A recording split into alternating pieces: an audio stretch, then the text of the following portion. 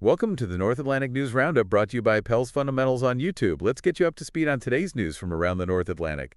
We're going to focus on the political landscape today. We'll cover international, Faroe Islands, Iceland, Shetland, Greenland, and wrap with a look at the weather. Sound good. Where should we start? Let's start big picture. International news.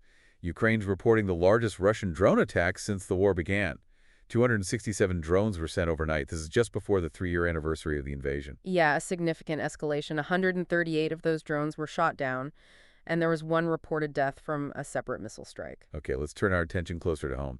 The Faroe Islands saw an unusual incident. A person was fined 1,500 DKK for giving the police the middle finger after midnight. Wow. Seems like a steep price to pay for expressing frustration. Yeah. In Iceland, Reykjavik has a new mayor. Hildur Hilmisdóttir of the Social Democratic Alliance will lead a 5-party coalition.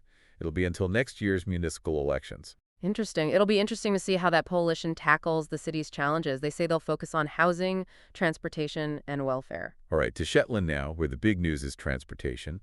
The Northlink ferry Shetland is out of service, following a flood in the pump room. Could affect passenger sailings in the coming days. That could have a big impact on the islands. Moving on to Greenland, there are some political developments related to the island's relationship with Denmark.